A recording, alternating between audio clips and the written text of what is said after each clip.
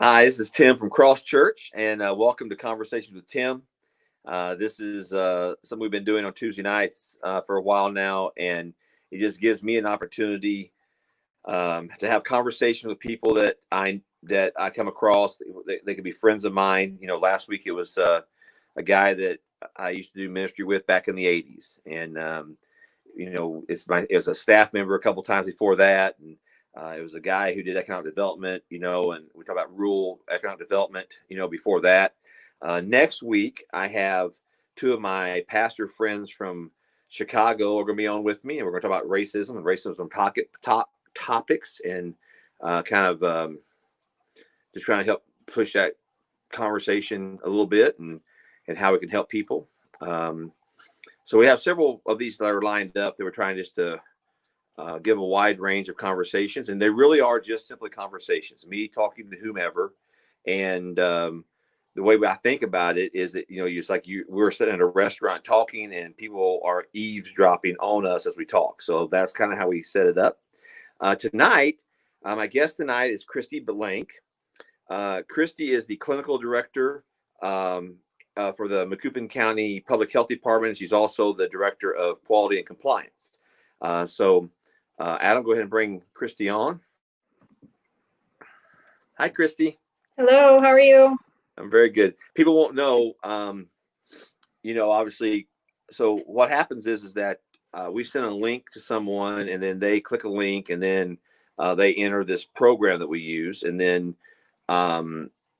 we start and have this conversation. So we start at 7:00. Well, Christy called me and was like, "I'll be right there," kind of a thing.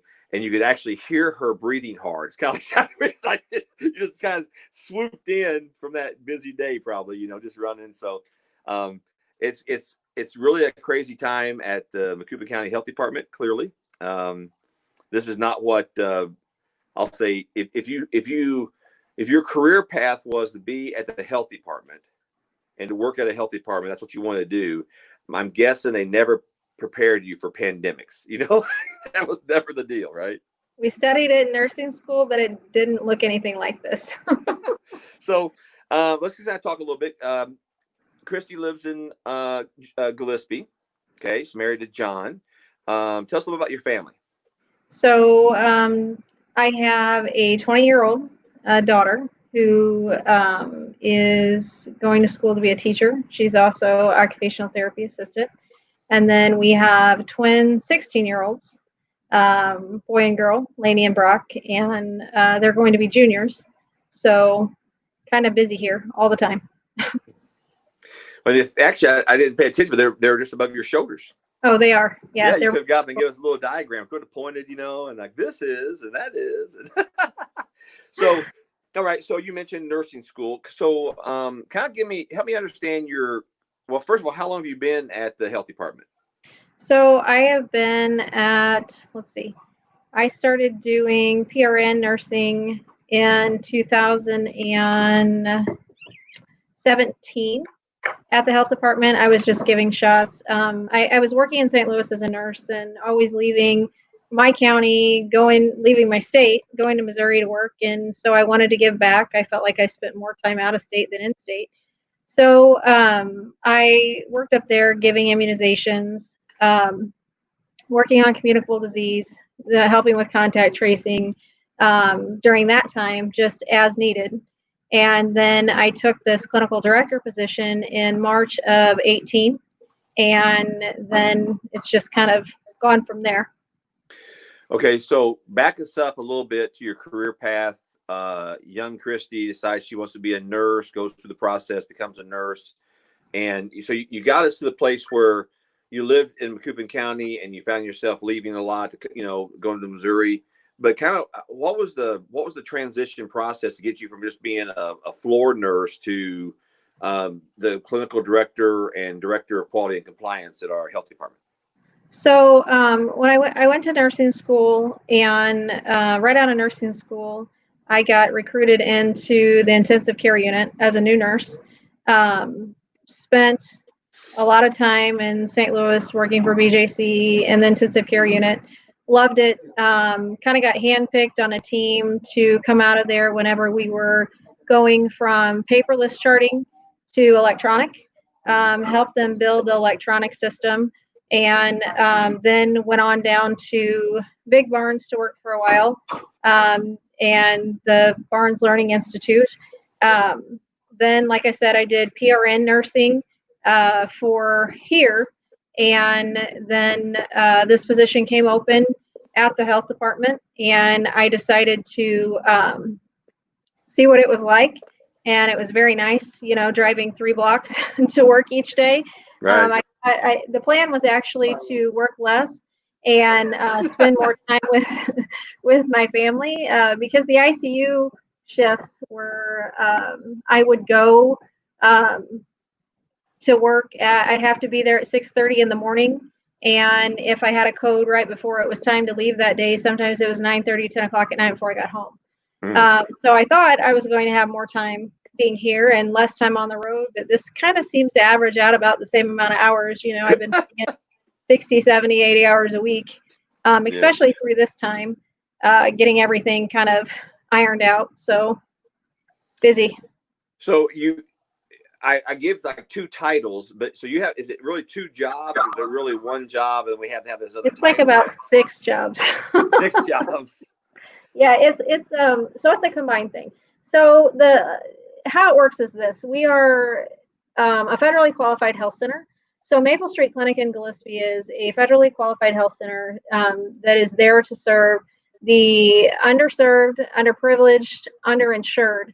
So you don't have to be somebody that is you know, down on their luck and maybe on using, you know, state assistance or things like that to come to our clinic.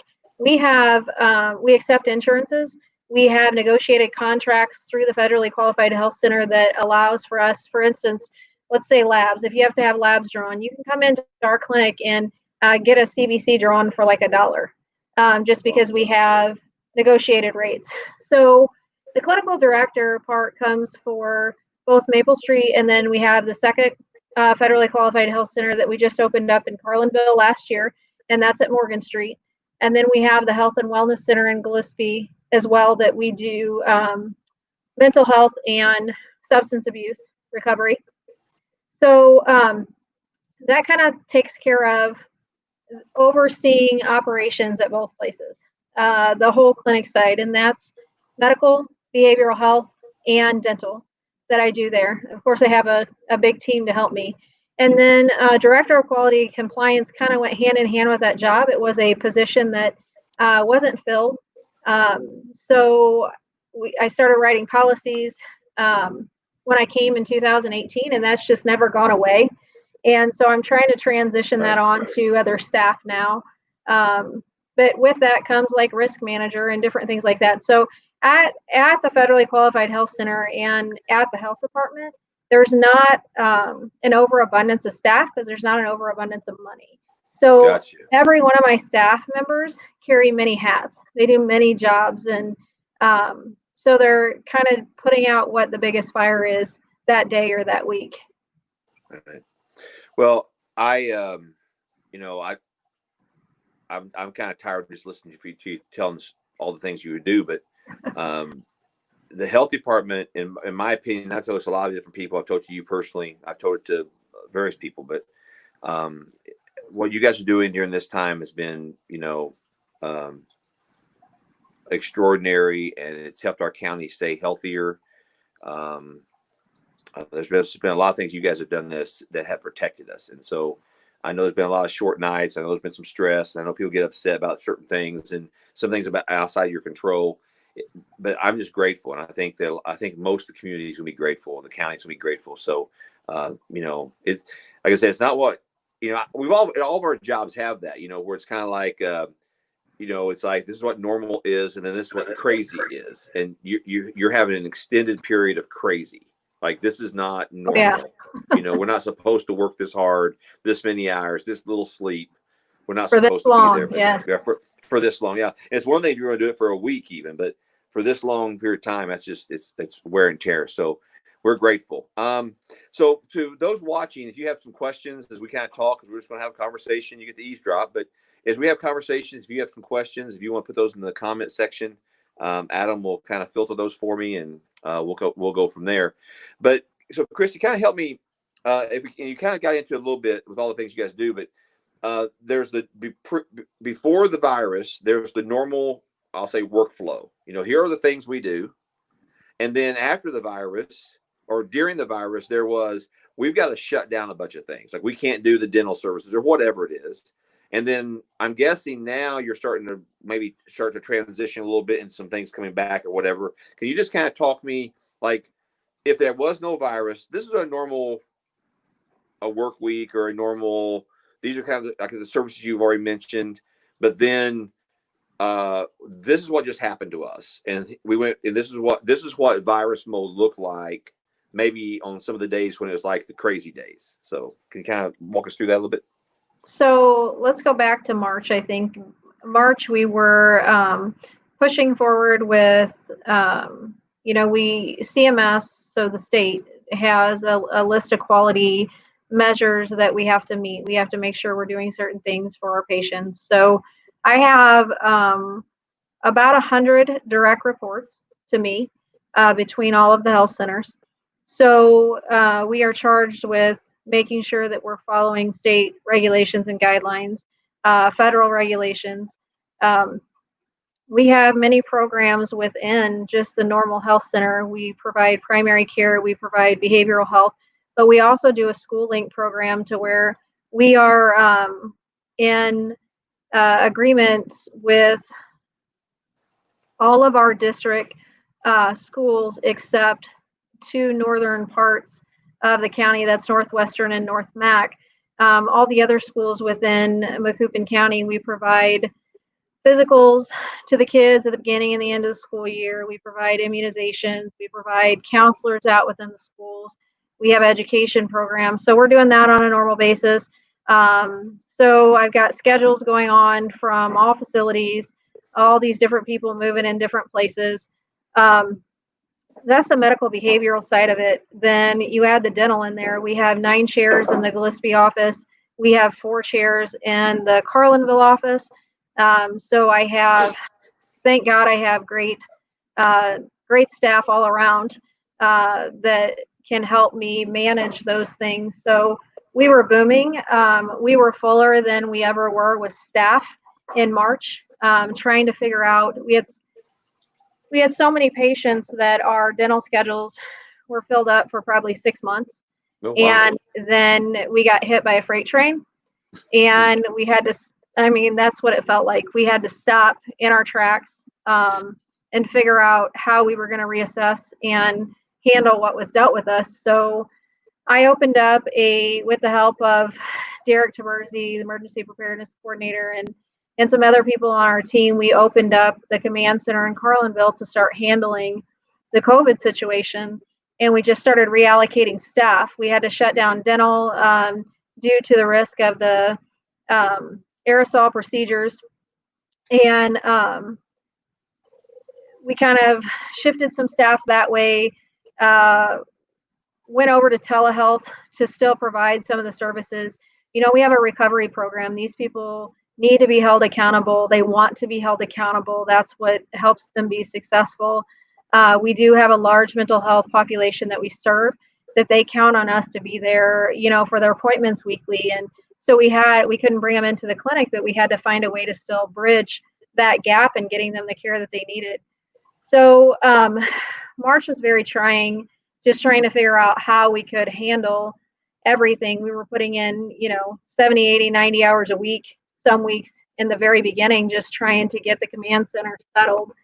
And once we did, that helped. That command center had ended up with 10 workstations, to where that hotline that we posted all over the internet, the COVID hotline, that would ring in there and it was answered, 24 hours a day, 7 days a week. And it was meant to be helpful for any kind of information for the public calling in. And we found it to be that we weren't only getting Macoupin County residents, we were one of the few counties in Illinois that offered something like this. So we were getting calls from Chicago, we were getting calls from Mount Vernon, we were getting calls from Effingham, A lot of Montgomery County, all over the place, because people couldn't get their questions answered. They were scared. They didn't know what to do. They didn't know where they could get tested. So our staff was taking care of not only Macoupin County residents, but they were taking care of, people all over the state that were just uneasy. Wow. And there were times that we had all 10 workstations going, phones were going crazy all day long. And we just kind of used that as how we were going to work the process of positive patients coming in, doing the contact tracing out of there, getting the quarantines issued, getting people notified that they had been exposed. Then as we progressed into April, we were finding it frustrating because we had lots of people that needed tested and no way to get them tested, because the state had such tight guidelines about who could be tested in the beginning. And so it was a huge gap for us. So we started kind of harping at the state health department and asking to be a testing site. So it took us about a week and a half to get approval and get everything set up.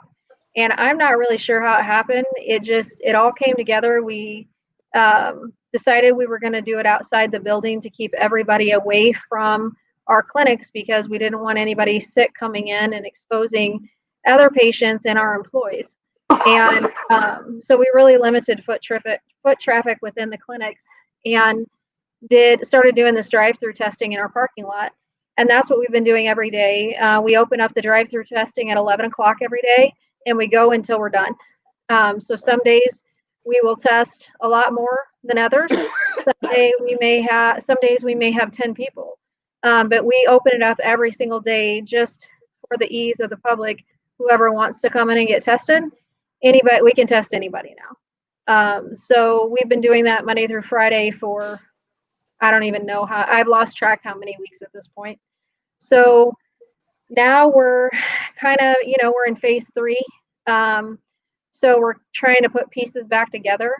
We've found that public-wise, business-wise, people, they need to get back to whatever the new normal is. I don't know what that is. Of course, we follow recommendations from CDC and IDPH, and they kind of set those guidelines for us. And our role in this is we don't get to make the rules. A lot of times we get to be the bad guys because we get to tell the rules.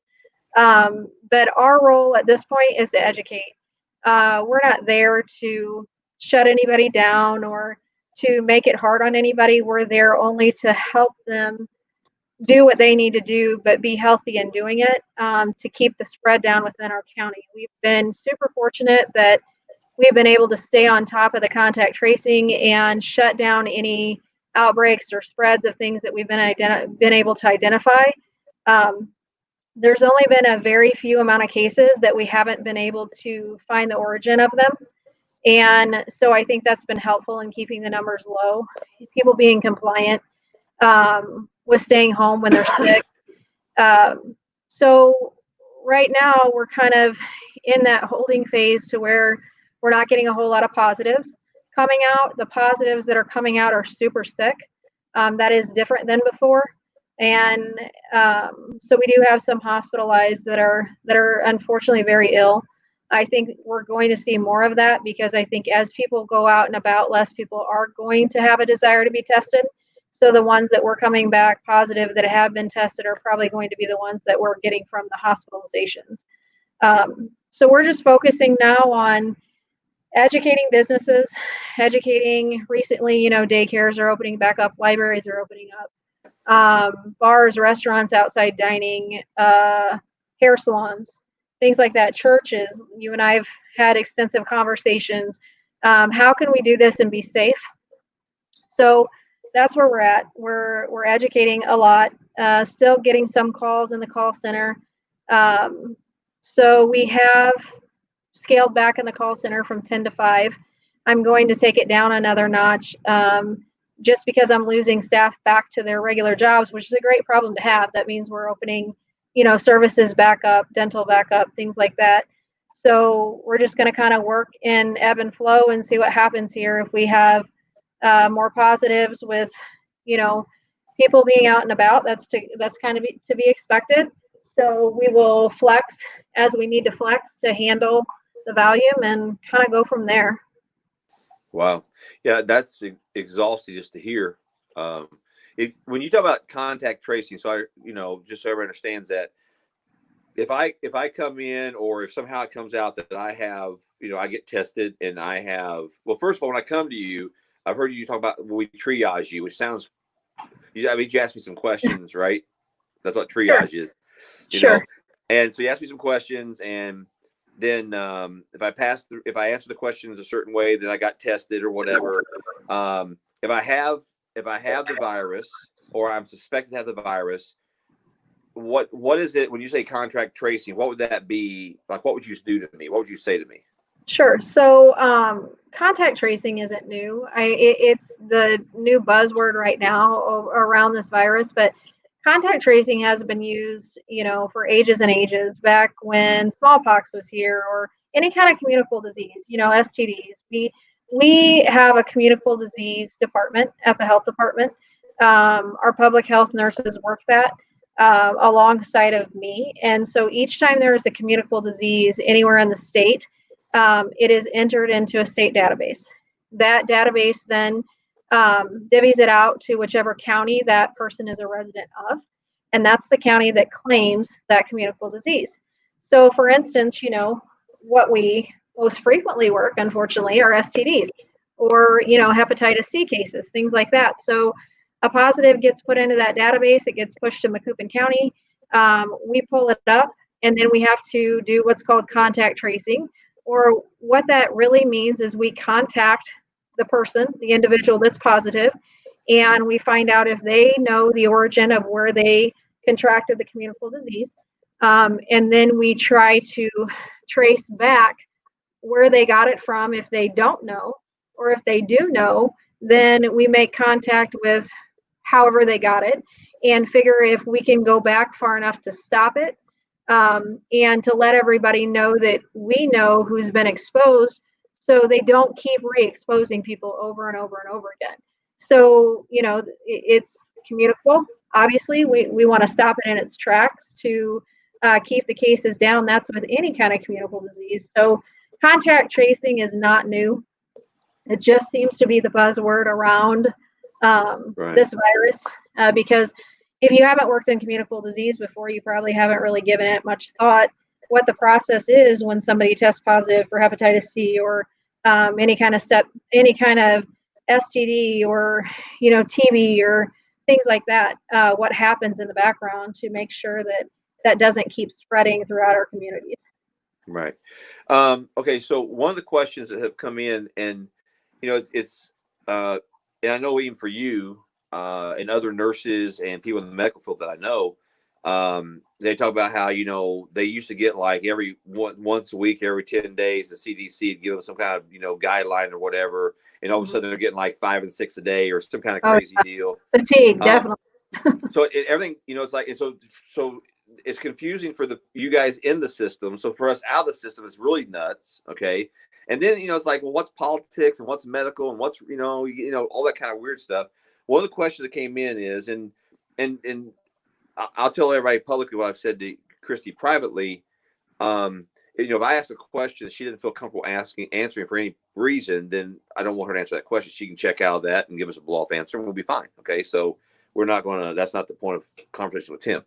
The question is what are the differences between like the national, state, and county reopening recommendations and guidelines? And I don't know how much you understand that or how much you know about all those things, but there's so many different, it's like, well, the CDC says this, and then the governor says this, and then that county down there is doing that.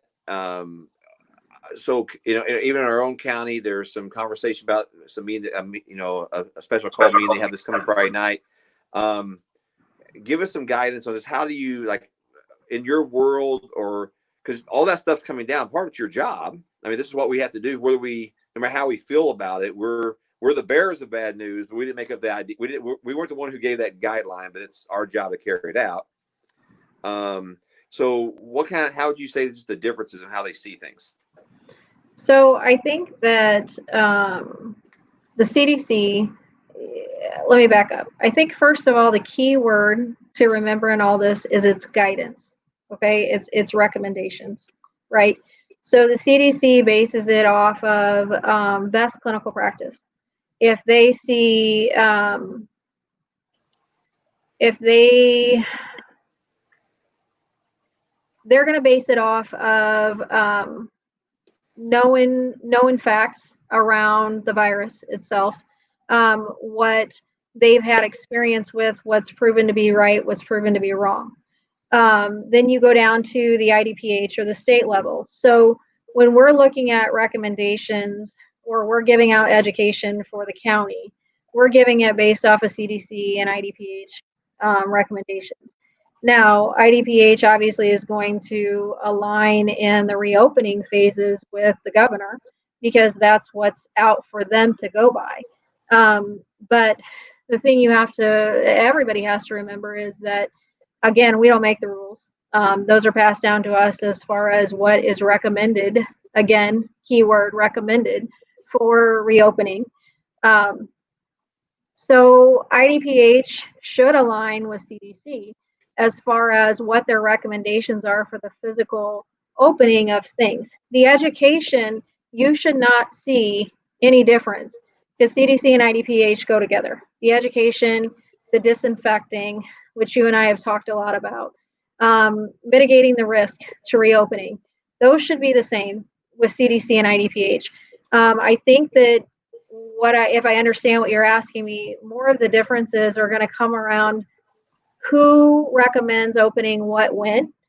And if I knew the answer to that, I would probably not need to work anymore, right? Like, I don't know the answer to that.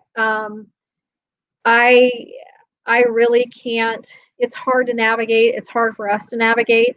They give us something to navigate by, and then the next morning we come in and that changes again. So that's why we kind of shifted our focus to education, because I don't know why it's okay to open one place before it's okay to open another place. I don't have those answers. I only know that here's the recommended education to when you feel like it's time for you to open, or it is time for you to open. Here's how you do it safely. That's probably the best that we have from our end, based off of what CDC and IDPH put out. I really can't speak to why it's okay to open Missouri and not Illinois. I don't know. Right. Okay, so obviously you know a lot more about the virus than you did, March 1st. Mm-hmm. And everybody's learning, where there's a learning curve, obviously, but there's a lot of things about this virus that it's not as consistent maybe as we would like to think, or whatever the right word is you would use. Like, I know for me, I'm not worried about getting it and all, that kind of stuff. My greatest fear is really that I could be asymptomatic and give it to others. That'd be if you ask me what I was really afraid of, that's what I'm afraid of. I got too many people that I can engage with on a given week, and I would just hate to be asymptomatic. So I'm always kind of aware of, I'm not sick, but how do I know I'm not asymptomatic is one of those kind of deals. So what are the things that you would say that we've learned? Maybe one of the things we haven't learned, or some of the things that's kind of thrown you a curveball. I mean, I don't need obviously real stories, but just from your experiences, what are some things that you would just, kind of what we've learned and what we just still don't know about? Well, I think that one of the biggest, probably controversial things, Tim, is the whole mask wearing thing. So in the beginning, they're like, don't wear masks, don't wear masks. Those can be more harmful to you. And then I think as we went along, we figured out that, wow, there's a lot of asymptomatic people running around out there. So wearing a mask going to be an end-all be-all to stop you from getting the virus? The answer is no, it's not. But if you're running around asymptomatic and you're spreading it to people, that's a problem too. So the way that I kind of like to explain it is, I'm working in the clinic every day. I'm working in the testing line, the drive-through, as needed. I hop in there, help, whatever, depending on the volume. We went out to all the long-term care facilities, swabbed all the facilities, residents and employees. Which, by the way, I have to just give a little shout out to our long-term care facilities because they're doing an awesome job in keeping our infectious rates down in the county. They're doing what they're supposed to be doing, which is phenomenal. They work hard and kind of underappreciated. Anyway, back to subject. The mask thing. The way that I look at it is this: if I can wear a mask and I can lessen the chance of giving you a virus by 10%, is worth it to me. By 20%, 40%, whatever it is, I don't know. I kind of look at it as the whole holding the tissue in front of your face thing. You sneeze, you cough, you can see it physically become wet, right? Or visibly become wet. If I block even a portion of that from going on somebody else, then I'm going to feel better at the end of the day. And I hope that out in public, somebody would do that in return for me.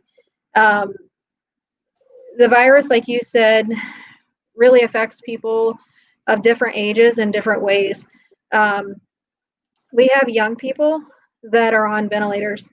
We have older people that never left their home and fought the virus fine. I don't know the rhyme or reason why it bothers some and not others. They talked about people with comorbidities being more at risk, but we've seen cases of that's not true either. We've seen, people that are healthy, young, my age, your age, that couldn't fight really it. young. Really young. Yeah, young like both of us, right? Yeah. Good thing I got my hair dyed for this event. I've had a lot of gray over the last couple months. Yeah, so so the mask wearing thing is a very controversial thing, and to each their own kind of deal. But I look at it as, in somehow, some way, we still have to protect the vulnerable. And if we're walking around and there's a good chance that I can be exposed on a daily basis just with my job, I don't know what I'm carrying. So you're going to see me wearing a mask for that reason. And I'm hoping as people get out and start moving about, they remember the vulnerable population of, our elderly that is classified to be some of the most vulnerable, even though that's not always proven the case anymore, that they would wear a mask for them too, even if it just, like I said, lessens the chance of the spread by 10% or 20%. To me, that warrants enough to do it. Okay. What would be your kind of greatest concern if you were just saying, hey, I'm all for this reopening thing or whatever, we're going to talk about how to do it safely and wisely and things, but really the thing that in the back of my mind that keeps me awake at night, that kind of haunts me, that I'm kind of worried about, would be, what would you say?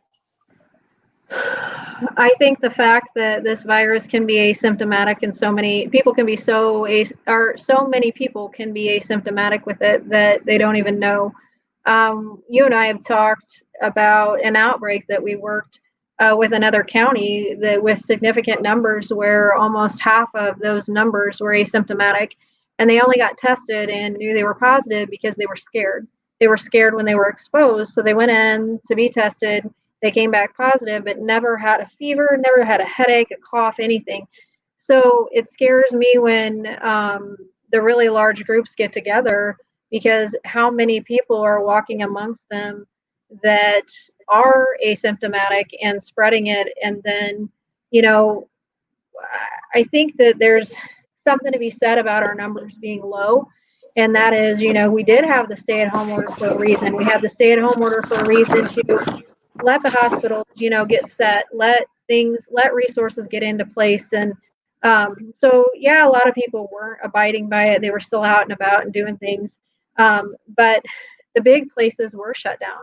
You couldn't go to a place that you were going to gather in a group of 40,000 people and watch a baseball game or a concert, or, places of a couple hundred people or things like that. So really, the stay-at-home order, I think, did work, that it did slow it down. But that it scares me to think that people will become too confident that our numbers are so low, and then that's when mistakes happen. Like, I'm about getting back to whatever we are going to call a normal life. I enjoy vacation too, with my family. I enjoy going out and going shopping and eating out and things like that. I miss all those things. I miss having friends that come over and hang out and on the patio and have a cookout, whatever. But I think that as we progress, people have to remember that you still have to respect the virus. It is still real. We've been very fortunate here. So I hope people don't make the mistake of being too confident and thinking that it's gone, it's not around here, because people are still going to get sick. The more we move around, we're going to spread it. And so we just have to figure out that happy balance. You and I have talked many times about, okay, what does it mean for opening back up? And how do we keep a happy medium of everybody kind of progressing towards getting their, businesses going back, but yet balancing the sickness as well, or the spread of this as well. So that's going to be, I think, what our new challenge is going to be, is trying to help people get their businesses going safely and manage. Because what's going to happen whenever, for instance, church, somebody comes in and they don't know they're ill. Right now, what we're seeing a lot of is people have to have a COVID test prior to surgery, right? So they're calling us and they're saying, hey, I need this test done so I can have surgery. We go through the screening. Have you been ill at all? No. I just need it to have my surgery. Okay, great. Come down at 11. We swab them. Well, guess what? You're positive. Well, they haven't been staying at home at all because they haven't felt bad. So then all those places that they've been at, we get to call and say, hey, like, what are your disinfectant procedures? Do you have a EPA approved disinfectant in place? What is your protocol? Are you wiping everything down? If not, we're going to come see you and say, you probably need to close and get it done. So we can get you back, get you reopened back up. So things like that, like, I think our energy is now going to be kind of spent on that, just making sure everybody understands the process, that if somebody traces back to your place of business as a place of exposure, or a place that they've knowingly been in there for an extended period of time, they've probably exposed people in your place. And then we have to figure out how we can help you manage that, because the last thing you want to do is close your doors again after you've already been closed for months. So let's kind of transition, talk about that a little bit. Obviously, I talked to you about, from a church perspective and those kind of things. What would you just, random, at the very minimum, these are the things that a business should be doing if they're going to open up safely and wisely, this, just kind of, what would you say? So it kind of varies depending on the type of business. So like for church, for instance, you need to promote the good hand hygiene, the coughing in your elbow, sneezing in your elbow, set up sanitation stations. If you, out of sight, out of mind kind of thing, if you don't have hand sanitizer sitting around, somebody's not going to go search for it, right?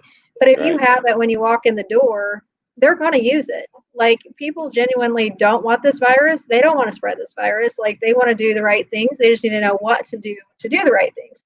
So having that available for them to use, having signage to remind them,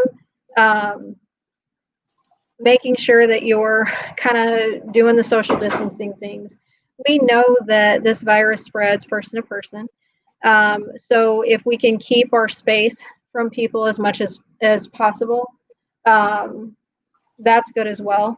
Now, when you're talking about your staff, if you're going to spend 4, 5, 8 hours in the office with somebody, you're going to want to screen them when they come in the morning. You're going to want to ask them, have you been sick at all?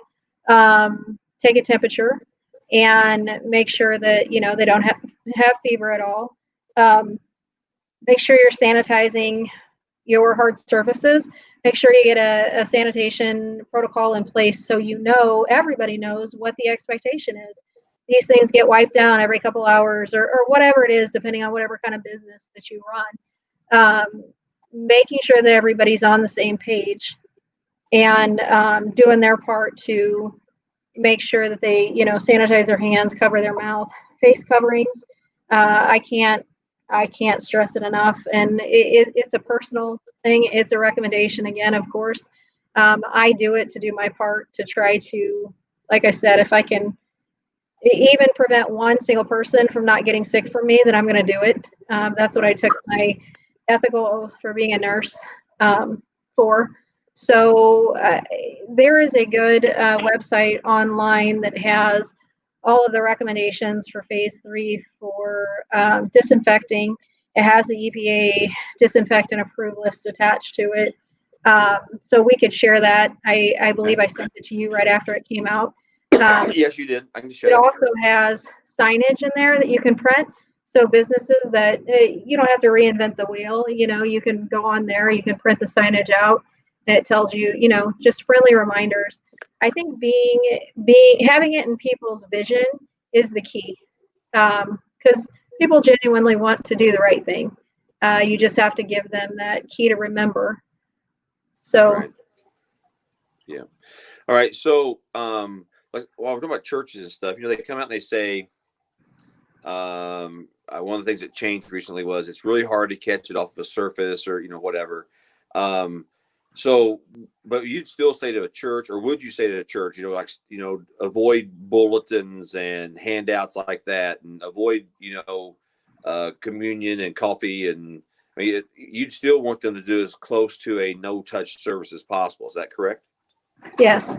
And because you can control your own hygiene. You can't control somebody else's. So, yeah, they backed off a little bit and said it's harder to catch off a surface now. But have you ever seen somebody sneeze when the sun's shining in? Right. All kinds of things floating in the air, right? So, Yeah. like those land somewhere. So, for now, until we can get a real grasp on control of it, we've gone to just, for instance, a few things in the clinic that we've implemented is, paperless registration. We try not to exchange anything with anyone. Like, I don't know if you've been through a drive-through with the credit card machine, they hand out the window and tell you to scan your own card. Most of them don't even take your card from you anymore. Mm-hmm. So that's kind of the idea, is to try to limit anything back and forth, just because you don't know what you're getting in return. Right. Right. And, our church, we're thinking about things like, we open the doors, if everybody open their own door, if the doors are just propped open for everybody to come in and through, and, of course, air conditioner is going to be rushing out, but that's still better than, everybody touching one.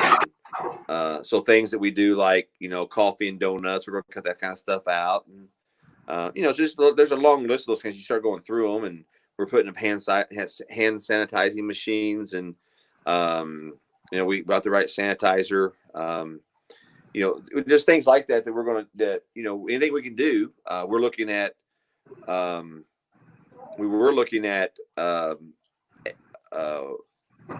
those, what those lights are called that kill the viruses. The UV light. Yeah, UV light. Thank you. Yeah. And then, and now we're also looking at an ionizer. An ionizer, yeah, that's what it's called. Thank you. And it does a very similar process, Right. And they talk about how it takes the protein, breaks down the protein. And as I understand, when it breaks down the protein, that really destroys the virus. Is that correct? Correct. And that's also why washing your hands works. I mean, if you have a decent soap, that it breaks down the protein that the virus is in. The friction and the length of time, washing your hands for 20 seconds, causing the friction with the soap will break it down and kill it. Okay, so once it's broken down, then it doesn't work anymore. It's not a virus like that anymore. Is that correct? Is that how it works? Something like that, yes. Well, I can tell. I'm not a doctor, but I did spend the night in a Holiday Inn. Holiday Inn. I think I would give anything to go to Holiday Inn right now. Way far away. I think everybody's in that boat. It's just like, okay, I've had all I can take. I just can't take it anymore. Sure. And obviously, there's church, and for our business, and and I think this would be true for every business. I can't imagine a business just saying, "Hey, we don't care." I think most businesses are going to want to do the best things they can for their customers to be as safe as possible. And, anything I can do to help get those messages out, from the health department, I'd be more than happy to do, because I think it's just important that we know. And we can make personal choices. Everybody doesn't need to go buy an ionizer or whatever it's called for their duct work. But, for our church, that's something we're going to work through, and, because that's something we can do, and should we do it? And if we can and should, then we will. And, how many hand sanitizing stations do you have, and how far apart are they? And things like, we're not going to take up an offering, we'll have a box for people to give offering. And we'll just do anything we can do.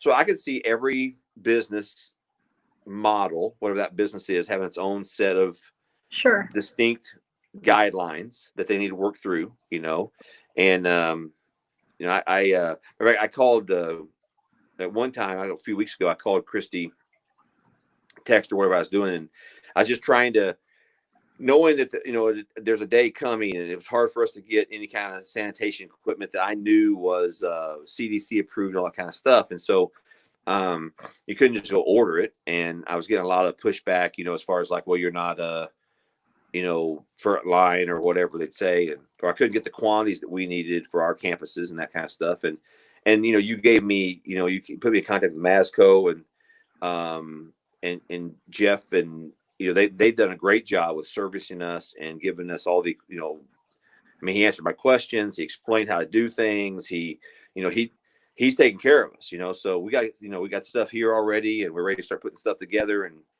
put where it needs to be at, so we can get ready for opening. And in your mind, we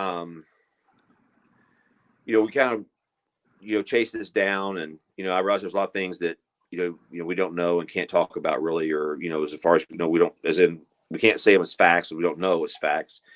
But do you expect that with summer, because I hear some people talk about how the heat supposedly maybe kills it or whatever. Do you think there's any effect of that at all, really? Or do you think that it's summer with more exposure that we probably will see rates go up a little bit? So I think you got both things happening. I think that from the research that I've read, the heat will help to eliminate the virus on surfaces.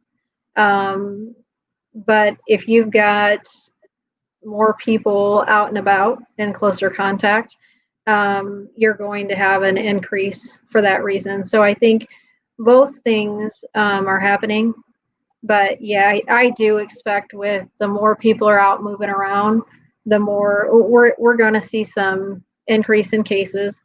And that's okay. We just have to be able to be cognizant of what's going on and not get out of control with it. If we start to see our hospitalizations to where we can't handle them, or, these large outbreaks, we ask that people comply. And, if you've been exposed and we call you and we tell you, hey, you've been exposed, and we ask you to stay home, we would expect you to stay home, right? Like, those things of what's going on in the pandemic are not changing, even though the phases are changing and people are opening things and however that works for them whenever they choose to open.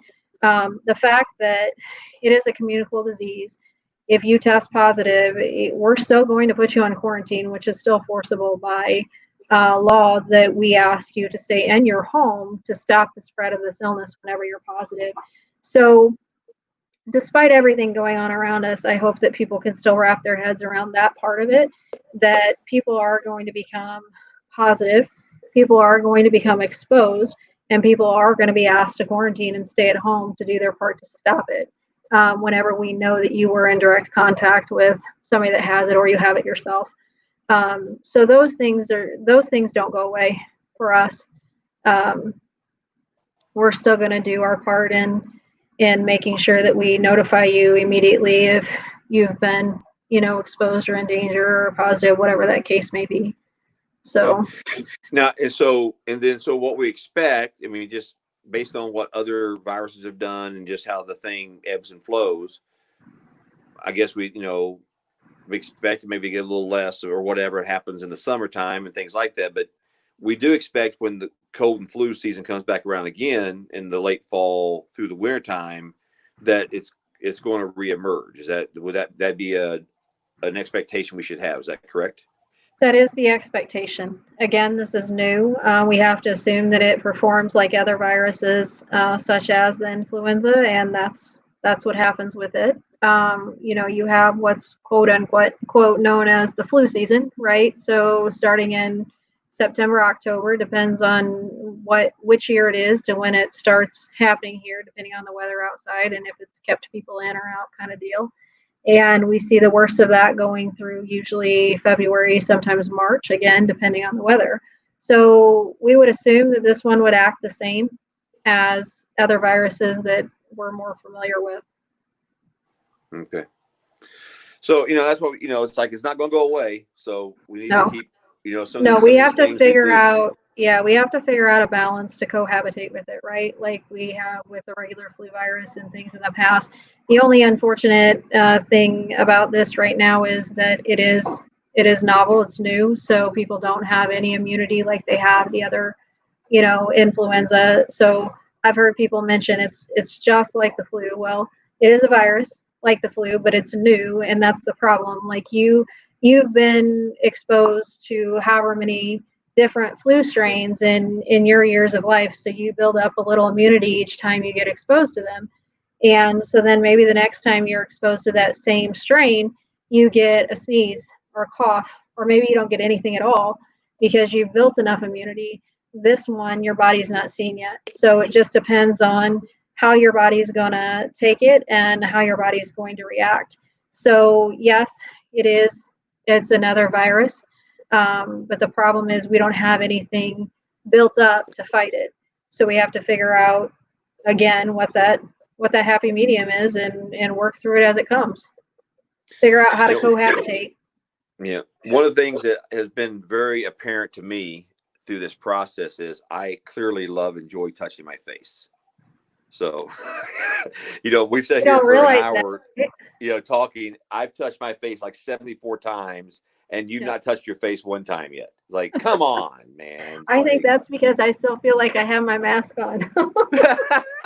I have that permanent, indention in my face from either, N95 from testing or just the regular mask in clinic. But yeah, it was really amazing to me in the very beginning how many times I touched my face in the day. And I think I seen somebody share something online of a person that, went to touch her face and she kept, making all these weird movements because she didn't realize how many times she actually went to touch her face in a day's time. It's pretty common. It's crazy. It's crazy.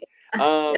So, again, I just want to say thank you, to you, and I realize there's a team of people, it's like all of us. I don't do much. I got a team of people who take care of a lot of things for me, and both paid and volunteer and everything else. So I understand that, but you're the one I'm talking to right now, and you're the one who has a lot of people reporting to you. And I'm grateful. A lot of our community, I'm sure, is grateful. I know there's some hard things when you're the bearer of bad news or you have to tell us something we don't want to hear, but I'm convinced, based on the information I know, I'm convinced that the work of the health department has probably protected us from many more cases that we may have had if the health department had not worked as hard as they did to take care of us. And so I'm grateful. I know it's been long days and short nights and a lot of stress, but I'm grateful. And you can tell everyone in your department for that. I told someone the other day that as a county board member, I just told them how I felt that I said, we're lucky and blessed to have Christy as our clinical director. And that person says, yeah, I believe you're exactly right. And so to you personally, thank you. I appreciate that. I have to brag on my team a little bit, though. We really have some phenomenal people at the health department that are dedicated beyond belief. Like I said, we work long hours. We don't have a whole lot of money there, and people wear many hats. And they were right by my side, dedicated, working, crazy hours, doing all those same things. And I'm not fooled. I cannot do this by myself, and without them, no. there's not a team. And So I'm pretty proud of them. I'm pretty amazed at how everybody came together and worked really hard to do what we've done and continue to do what we do. And it's great because most all the people that work for us are they have vested interest. They live here. You know, their families are here, which helps. I mean, you can see the heart in what they do. So it's pretty special. Yeah. Well, and that's, I don't care what kind of team you're on, if you're playing, kids ball game, when your team does well and it succeeds, and especially when it fights a great challenge, it's always rewarding. And it may be exhausting, but it's always rewarding. And when you come through what you guys are coming through, especially we can find some kind of respite at some moments, like, okay, we can breathe for a second before there's another wave of it. It will have to be very rewarding for your team just to realize the difference they've made and how hard they had to work to make that difference. And so we're grateful. So for everyone watching, thank you for watching. And like I said, next week we'll have two of my pastor friends from Chicago, and they'll kind of share their stories and help us understand this conversation about racism and how we need to work together to reconcile and kind of remove some of the division that's in America. So everybody have a good evening. Thank you. Thanks, Tim. All right. See you. Bye bye. See ya. Bye.